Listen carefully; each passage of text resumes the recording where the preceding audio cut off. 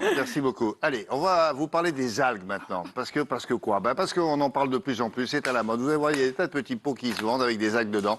Alors, et pourtant, je sais ce que vous allez dire. Vous allez dire, ouais, c'est un peu visqueux. Et puis, on en trouve partout sur les plages. Certains, ça sent pas très bon, etc.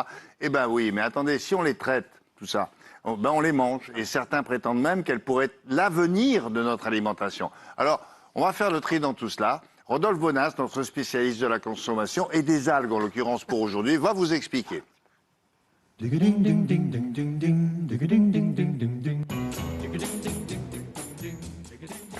Bon, alors,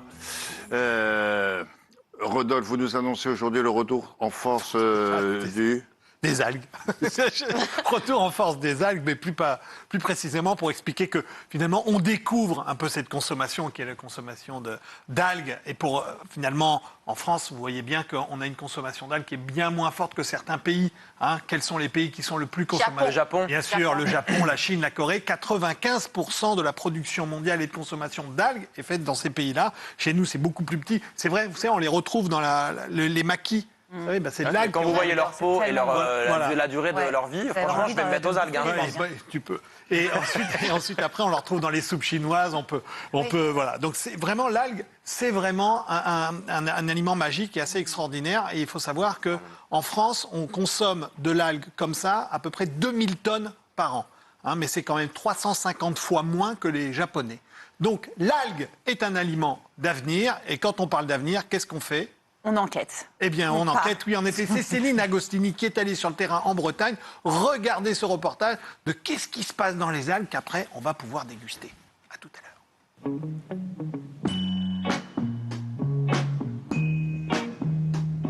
À Lampol-Ploirzel, petit port de la côte bretonne, David rentre après la récolte.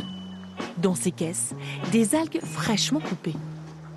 Il y a 200 kilos à peu près par... Voilà, ils sont pas pleins à bloc. C'est le début de la saison. Dans quelques semaines, il espère ramener 800 kilos d'algues par marée. Alors celle-là, c'est celle qu'on récolte en début d'année, la Saccharina. Voilà. Ça, on a fait à peu près une tonne à peu près pour la saison là, au début. Donc c'est une algue brune. Et là, le haricot de mer. Donc là, il est tout frais. Voilà, il sort de l'eau. Et quand vous le cuisez, il devient vert, comme du haricot. Ces algues sont dites de rive. Elles poussent naturellement sur la côte. Moi, je me mets dans très peu d'eau, voire jusqu'à là, et puis je ramasse à la main. Tout est fait à la main. On n'abîme pas le milieu comme ça. On ne retombe pas les cailloux, on respecte tout ce qu'il y a autour. Une fois récoltées, les algues vont se retrouver ici, dans cette usine près de Quimper. Ce matin, ils ont reçu du wakame, une autre espèce d'algue.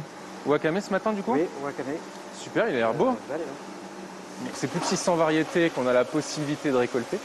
Mais en réalité, on va en récolter 5-6 que l'on a sélectionnés pour leur rapport nutritionnel et pour leur goût. Mais avant d'être transformées, elles sont d'abord lavées. On va nettoyer l'algue pour enlever les petits grains de sable, les bigorneaux ou ce que nous on appelle des corps étrangers qui pourraient rester sur le produit, pour ensuite avoir vraiment le légume de la mer qui soit propre à la consommation. Une fois cette opération passée, il faut stabiliser le produit dans ces grandes cuves. On va lui rajouter 30% de gros sel, ce qui va nous permettre de conserver l'algue en fonction des variétés 6-8 mois. Pourquoi on fait ça? Puisque l'algue c'est un végétal et comme tout végétal, il y a des périodes de récolte, des périodes de ramassage et nous on a des fenêtres de tir de 2 à 3 mois par variété. Ensuite, les algues seront utilisées pour faire des pâtes, du riz, des herbes aromatiques ou des tartinables. Et suivant la variété choisie, le goût sera différent. Le consommateur qui ne connaît pas, il va dire l'algue c'est un goût iodé, c'est un goût d'huître. Oui, pour la laitue de mer, mais pour toutes les autres, non. On va avoir une palette de goût qui va être différente. Certaines sont même utilisées en pâtisserie, comme cette algue rouge qu'on appelle la dulce. Quand on crée une petite mousse au chocolat, on rajoute un petit peu de dulce dedans, on va apporter un petit goût noisette, ce qui est très sympathique. Dans cette usine, depuis 35 ans, on croit que l'algue est un aliment d'avenir et on innove pour la rendre toujours plus attrayante. Bon, vous avez envie de goûter? Ah bah oui. Non, oui. Bon, dans le reportage, il dit que l'algue n'a pas forcément un goût d'iode. On aurait pu croire, si. Eh ben non, William, non, allez-y, goûtez-le. C'est ça, là? En fait, il n'y a pas ce côté un peu iodé, comme les huîtres. Alors, goûtez-le, il y a tous les parfums. Vous avez... Ça, c'est algues pures ou c'est... Non, c'est algues avec des capres ou algues avec olives. Il y a aussi algues curry. Échalotes, c'est des tartinables. Voilà, mais vous allez goûter. Il y a un goût de noisette, un goût un petit peu de champignons C'est parfois. un peu comme de la tapenade. Exactement, Oui, un peu c'est comme vrai. la tapenade. Et c'est finalement assez bon. Alors, cette algue-là, bien sûr, hein, vous ne pouvez pas aujourd'hui aller sur les plages ou autour des côtes et récolter cette algue-là pour en faire commerce. Hein, Non, c'est très bien sûr. encadré. Hein, il faut avoir des autorisations pour le faire. Mais en revanche, vous pouvez, au même titre que parfois vous avez envie d'aller sur les plages pour prendre des bigorneaux pour votre consommation personnelle, vous pourriez aller chercher des algues sur votre consommation personnelle. Et on la lave à la maison. Et on la lave et on ça. peut la manger parce qu'il faut savoir qu'aucune algue ne vous rendra jamais malade. Il y en a qui sont plus... Oui, jamais.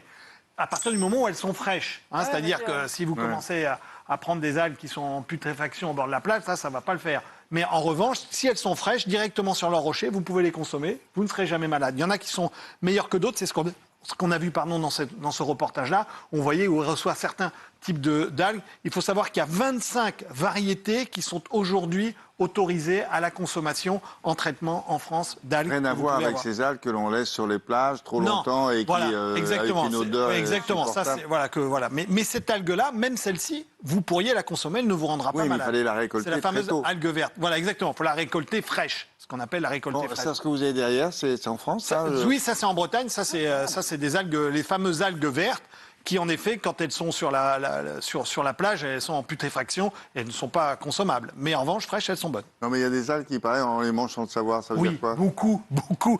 Parce que, en fait, 40% des gélifiants que l'on trouve dans l'industrie agroalimentaire sont souvent à base d'algues. Et en fait, vous allez trouver ces algues retraitées dans un certain nombre de yaourts, par exemple de la mayonnaise industrielle ou encore même des crèmes. C'est le côté un peu gluant, là, comme ça. Alors, exactement. Alors, en effet, ça va gélifier les choses et donc ça va donner un côté plus onctueux, plus crémeux.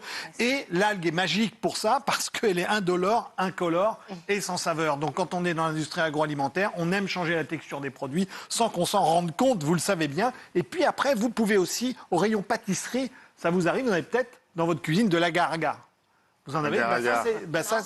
L'agar-agar, c'est un gélifiant qu'on utilise aussi en pâtisserie. Et là encore, il est à base d'algues. Il faut savoir qu'aujourd'hui, la consommation annuelle d'algues en France est entre 55 000 tonnes et 70 000 tonnes. Eh bien, on n'en consomme sur table que 2 000 tonnes. Vous avez compris, le reste, c'est pour l'industrie agroalimentaire. Donc, il y a déjà pas mal d'algues un peu partout. Et on peut les ramasser, on peut ramasser plus d'algues en France ou c'est limité du coup? Alors non, c'est ce que je disais, c'est très encadré, hein, d'accord. Alors on peut en ramasser pour la consommer à titre personnel, ça c'est vraiment ce qu'on peut faire. Mais il faut savoir qu'aussi après ça s'élève, hein, c'est-à-dire qu'il y a des exploitations d'algues, un petit peu comme les ostréiculteurs. Hein, il y a des parcs d'algues. Alors il y en a derrière vous, non? vous allez voir ça. Et en fait, qu'est-ce qu'on fait? On se met en pleine mer et on tend une corde. Et sur cette corde-là, voilà, c'est ça. Et sur cette corde-là, on met un certain nombre d'éléments d'algues. Et ça se développe très très bien, figurez-vous.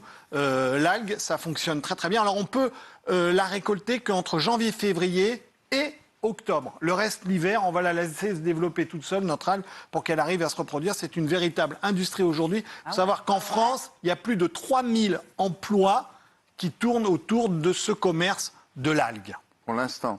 Pour l'instant. Les autorités s'y intéressent de près, non? Alors oui, roulement de tambour, je suis un fan, un pro de l'algue et je vais vous expliquer pourquoi. Parce que d'abord, oui, moi, pour une raison très très simple, c'est que, il faut savoir que la France possède le premier parc européen d'algues disponible. Ensuite, après, c'est que parce cette qu'on algue... a beaucoup de côtes. Exactement, on a beaucoup de côtes, William, et on a plusieurs mers. C'est-à-dire beaucoup de côtes, mais on a la mer Méditerranée, l'océan, etc. Bref, et donc elle est très riche en vitamines, antioxydantes, elle a beaucoup de fer, du magnésium, et surtout elle est riche en protéines. Ça veut dire quoi? Ça veut dire que cette algue... Ça va remplacer la viande. Exactement. Pour les muscles. Exactement, c'est très très bon. Popeye. Lorsque vous êtes, par exemple, flexitarien ou végétarien, ils connaissent bien ça. Et après, l'algue est magique. Je vais vous expliquer pourquoi. Parce qu'à la différence de ce qu'on va pouvoir cultiver sur Terre, imaginez-vous qu'elle va avoir un rendement bien supérieur. 1 hectare de colza sur Terre va vous obtenir 1 tonne de colza coupée.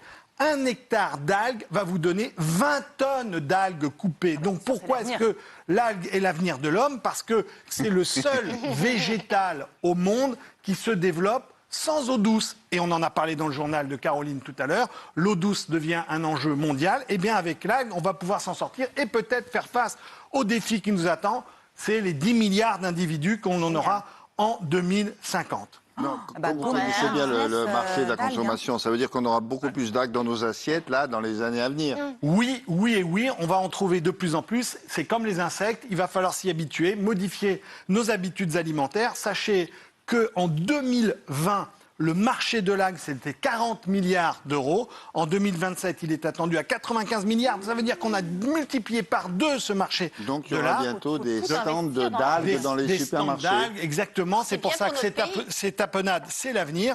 Et après, je veux simplement vous dire que peut-être ça sera le retour, parce que quand le monde a commencé, les cyanobactéries étaient des algues, c'est eux qui ont donné vie sur Terre, c'est grâce à elles qu'on s'arrête, et ben c'est peut-être les algues qui vont nous sauver pour la suite. Et voilà. Merci à l'algue. Bravo. Moi, je dis bravo. Bravo. Bravo. C'est comme ça, là. Hein, c'est Roro l'algue. Hop. Ah, salut Roro, merci, hein, bravo. Au revoir, Caroline. Merci. Madame, monsieur, merci de nous avoir reçus aujourd'hui encore. Comme hier, j'espère aussi, parce que hier vous étiez très nombreux. Demain, d'autres sujets qui concernent votre vie quotidienne. Donc, nous sommes appelés à nous revoir. Bon, alors voilà. Bon après-midi, à demain.